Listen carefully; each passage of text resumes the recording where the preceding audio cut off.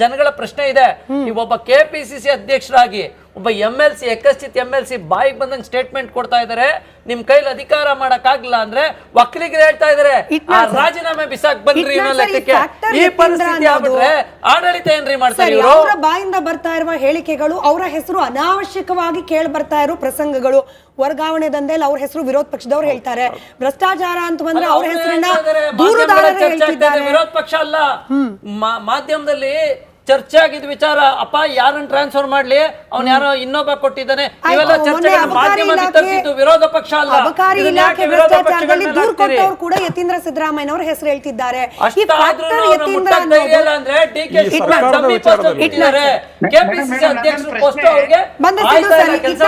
Reaction ತಗೊಂಡ್ ಬರ್ತೀನಿ. Itnal sir, factor Yathindra ವಿಚಾರದ ಬಗ್ಗೆ ಮಾತಾಡೋದು ಒಂದು ಕೆಲವೊಂದು ಉದಾಹರಣೆ ಇಟ್ಕೊಂಡು ಮಾತಾಡೋಣ. ಬಸವರಾಜ ಬೊಮ್ಮಾಯಿ ಮೊನ್ನೆ ಸರ್ತಿ ಮುಖ್ಯಮಂತ್ರಿ ಆದರು, ಆದರೆ ಅವರ ತಂದೆ ಮುಖ್ಯಮಂತ್ರಿ ಆಗಿದ್ದಾಗ MLC ಆಗಿದ್ರು Basavaraj Bommai. But he never spoke. ಮಾತ್ರ ಧೈರ್ಯ ಇರ್ತಿರ್ಲಿಲ್ಲ. I knew him even then also. MLC ಬೇರೆ ಸರ್, ಫ್ರೀ ಆಫರ್ ಅಲ್ಲಿ ಬರೋ MLC ಬೇರೆ. ಈಸಿಯಾಗಿ ಸಿಕ್ಕಿದ್ರೆ ಅದಕ್ಕೆ ಬೆಲೆ ಬರಲ್ಲ ಸರ್. ಹಾಗೆ ಈ ಒಂದು ಪದ್ಧತಿ ಇದೆಯಲ್ಲ, ಮಕ್ಕಳು ತಂದೆ ವಿಧಾನ ಪರಿಷತ್ ಸದಸ್ಯರಿಗೆ 3-4 ಭಾಗದಲ್ಲಿ ಪ್ರಕಾರದಲ್ಲಿ ಹಾಕ್ತಾರೆ.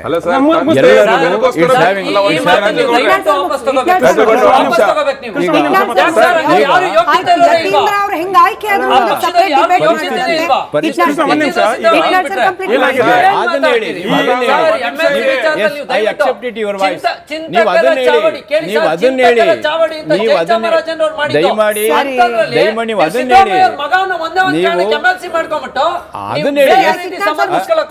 ಹೇಳಿ, ನೀವು MLCಗಳು ಅನ್ಬೇಡಿ.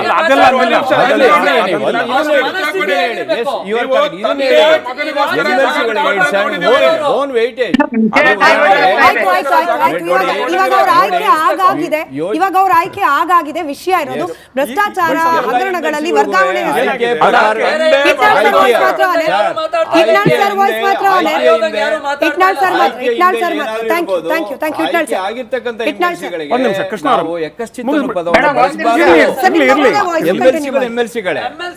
ನೋಡಿ, ಈಗ SM ಕೃಷ್ಣ ಅವರು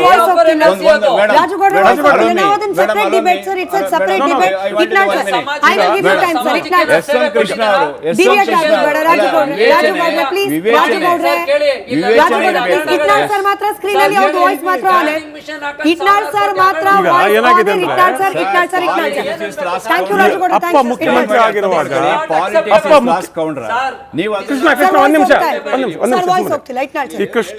ಈಗ ಮುಖ್ಯಮಂತ್ರಿ ಆದ್ಮೇಲೆ ಅಪ್ಪ ಮುಖ್ಯಮಂತ್ರಿ ಆದ್ಮೇಲೆ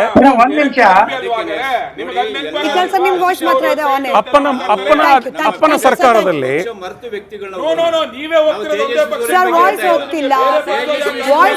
ಬೇರೆ ಚರ್ಚೆ ಮತ್ತೆ ಮಾಡೋಣ.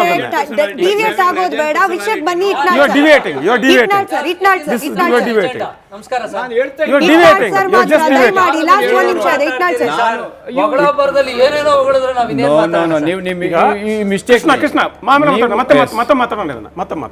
ಈಗ ಅಪ್ಪನ ಸರ್ಕಾರದಲ್ಲಿ ಮುಖ್ಯಮಂತ್ರಿ ಮಗ ಕೈ ಆಡಿಸೋ ಪರಂಪರೆ ಶುರುವಾಗಿದ್ದು ಯಡಿಯೂರಪ್ಪನ ಮಕ್ಕಳಿಂದ. ಅದನ್ನ ಸಿದ್ದರಾಮಯ್ಯನವರ ಮಕ್ಕಳು ಫಾಲೋ ಮಾಡಬೇಕಾ ಬೇಡ ಅನ್ನೋದು ಸಮಾಜವಾದಿ ಸಿದ್ದರಾಮಯ್ಯನವ್ರಿಗೆ ಗೊತ್ತಿರಬೇಕಾಗ್ತದೆ. ಇಟ್ ಈಸ್ ಲಾಜಿಕಲ್ ಆರ್ಗ್ಯುಮೆಂಟ್, ಅವ್ರಿಗೆ ಗೊತ್ತಿರಬೇಕಾಗ್ತದೆ. ಅದಕ್ಕೋಸ್ಕರನೇ ಈಗ ಅಪ್ಪನ ಅಧಿಕಾರ ಹೋದ್ರೆ ನಾನು ರಾಜಕೀಯವಾಗಿ ಅನಾಥ ಆದ್ರೆ ಹೇಗೆ ಅನ್ನೋ ಒಂದು ನೆನೆಗುದಿಗೆ ಬಿದ್ದು ಈ ತರದ ಮಾತುಗಳು ಬರ್ತವೆ. ಈಗ DK ಶಿವಕುಮಾರ್ಗೆ ಇವ್ರಿಗೂ ನೋಟಿಸ್ ಕೊಡ್ಬೋದು. ಇಕ್ಬಾಲ್ ಹುಸೇನ್ ಕೊಟ್ಟಿದ್ದಾರೆ. ತನ್ನ ಪರವಾಗಿ ಮಾತಾಡಿದ ಇಕ್ಬಾಲ್ ಹುಸೇನ್ಗೆ DK ಶಿವಕುಮಾರ್ ನೋಟಿಸ್ ಕೊಟ್ಟಿದ್ದಾರೆ ಪಕ್ಷದ ಅಧ್ಯಕ್ಷನಾಗಿ. ಯತೀಂದ್ರಗೆ ನೋಟಿಸ್ ಕೊಡಕ್ ಆಗಲ್ವಾ? ಯತೀಂದ್ರಗೆ ನೋಟಿಸ್ ಕೊಟ್ರೆ DK Shivakumar is A vested interest. ಅದಕ್ಕೆ ಆ ಒಂದು ಬೇರೆ ಬಣ್ಣ ಬರೋದು ಬೇಡ ಅಂತ ಸುಮ್ಮನಿದ್ದಾರೆ ಅಷ್ಟೇ. It's good politics. ಆದ್ರೆ ಸಿದ್ದರಾಮಯ್ಯ ಅರ್ಥ ಮಾಡ್ಕೋಬೇಕು, ಇದನ್ನ ಯತೀಂದ್ರ ಅವರು ಅರ್ಥ ಮಾಡ್ಕೋಬೇಕು. Something called Lakshman Rekha of political decency. ನೀವು ಪ್ರೊವೋಕ್ ಮಾಡಬೇಡಿ, ಪ್ರೊವೋಕ್ ಮಾಡಿ ಯಾಕೆ ಹೇಳ್ತಾರೆ ಇಕ್ಬಾಲ್ ಹುಸೇನ್? ಪ್ರೊವೋಕ್ ಮಾಡಿ ಇನ್ನೇನಾಗುತ್ತೆ? ಇದು ಎಲ್ಲರೂ ಬೀದಿಗೆ ಬರ್ತಾರೆ ಅಷ್ಟೇ. ಇನ್ನ ಎಲ್ಲರೂ ಬೀದಿ ಬದಿ ಬಂದು ಮಾತಾಡ್ತಾರೆ. ಬಟ್ ಈ ಹೇಳಿದ್ರಲ್ಲ ನೀವು, ಆ ತಂದೆಯ ಸರ್ಕಾರದಲ್ಲಿ ಮಕ್ಕಳು ಇರಲೇಬಾರ್ದು ಅಂತ ತೀರ್ಮಾನ ಮಾಡಿದ್ದು ಜಯೇಶ್ ಪಟೇಲ್. ಮಹಿಮಾ ಪಟೇಲ್ ಹತ್ರ ಕೂಡ ಬರಕ್ ಬಿಡ್ಲಿಲ್ಲ. ಅದು ಪದೇ ಕಾಲ ಬದಲಾಗ್ತಾ ಬಂದು ಈಗ ಅಪ್ಪನ ಅಧಿಕಾರವನ್ನು ಮಕ್ಕಳೇ ನಡೆಸೋಂಗಾಗಿದೆ ಇಲ್ಲಿ.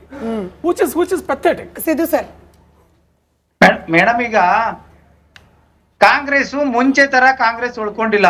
ಹ್ಮ್ ಮುಂಚೆ ಬಂಗಾರಪ್ಪನವರ ಬದಲಾವಣೆ ಮಾಡಿದ್ದು ಸಣ್ಣ ವಿಷಯದಲ್ಲಿ ಬದಲಾವಣೆ ಮಾಡಿದ್ರು. ಅದೇ ರೀತಿ ಮೊಯ್ಲಿಯವರು ಕೂಡ ಬದಲಾವಣೆ ಮಾಡಿದ್ರು. ಮತ್ತೆ ಧರ್ಮ್ ಸಿಂಗ್ ಅವರು ಕೂಡ ಬದಲಾವಣೆ ಮಾಡಿದ್ರು. ಕಾಂಗ್ರೆಸ್ನವರು ನಿಜವಾಗಿ ಮಲ್ಲಿಕಾರ್ಜುನ್ ಖರ್ಗೆ ಅವ್ರಿಗಿನ ಸಿಎಂ ಮಾಡ್ಬೇಕಾಗಿತ್ತು.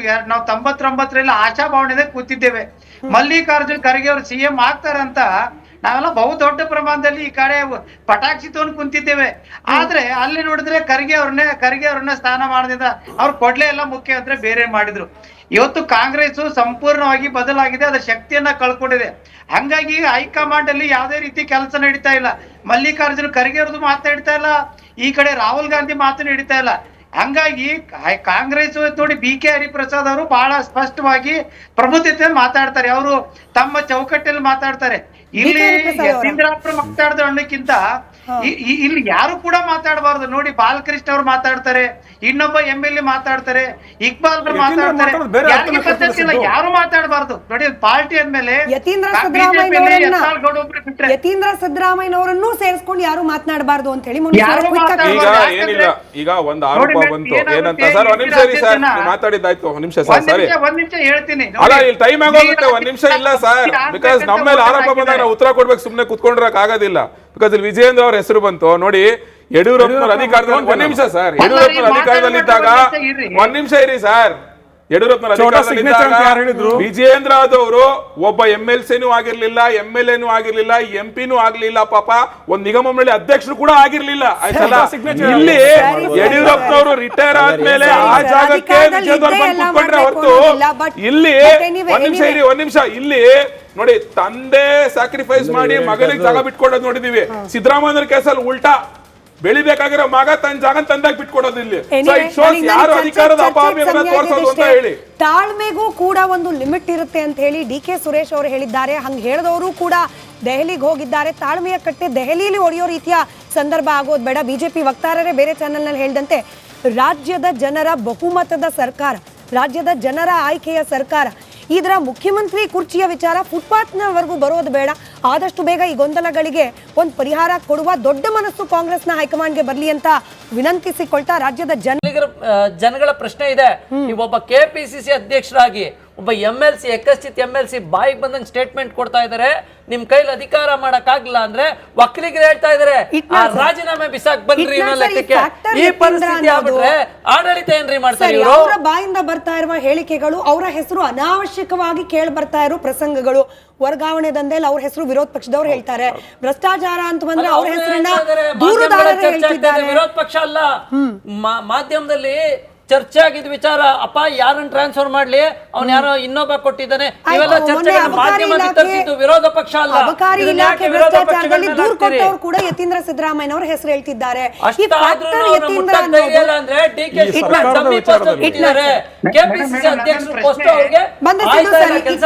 ರಿಯಾಕ್ಷನ್ ತಗೊಂಡ್ ಬರ್ತೀನಿ. ಇಟ್ನಾಳ್ ಸರ್, ಫ್ಯಾಕ್ಟರ್ ಯತೀಂದ್ರ ವಿಚಾರದ ಬಗ್ಗೆ ಮಾತಾಡೋದು ಒಂದು ಕೆಲವೊಂದು ಉದಾಹರಣೆ ಇಟ್ಕೊಂಡು ಮಾತಾಡೋಣ. ಬಸವರಾಜ ಬೊಮ್ಮಾಯಿ ಮೊನ್ನೆ ಸರ್ತಿ ಮುಖ್ಯಮಂತ್ರಿ ಆದರು, ಆದರೆ ಅವರ ತಂದೆ ಮುಖ್ಯಮಂತ್ರಿ ಆಗಿದ್ದಾಗ MLC ಆಗಿದ್ರು Basavaraj Bommai. But he never spoke, ಮಾತ್ರ ಧೈರ್ಯ ಇರ್ತಿರ್ಲಿಲ್ಲ. I knew him even then also. ಗೆದ್ದ MLC ಬೇರೆ ಸರ್, ಒಂದು ನಿಮಿಷ, ಫ್ರೀ ಆಫರ್ ಅಲ್ಲಿ ಬರೋ MLC ಬೇರೆ. ಈಸಿಯಾಗಿ ಸಿಕ್ಕಿದ್ರೆ ಅದಕ್ಕೆ ಬೆಲೆ ಬರಲ್ಲ ಸರ್. ಹಾಗೆ ಈ ಒಂದು ಪದ್ಧತಿ ಇದೆಯಲ್ಲ, ಮಕ್ಕಳು ಅನ್ನಬಾರದು. ತಂದೆ ವಿಧಾನ ಪರಿಷತ್ ಸದಸ್ಯರಿಗೆ 3-4 ಭಾಗದಲ್ಲಿ ಪ್ರಕಾರದಲ್ಲಿ ಹಾಕ್ತಾರೆ. ಅಲ್ಲ ಸರ್,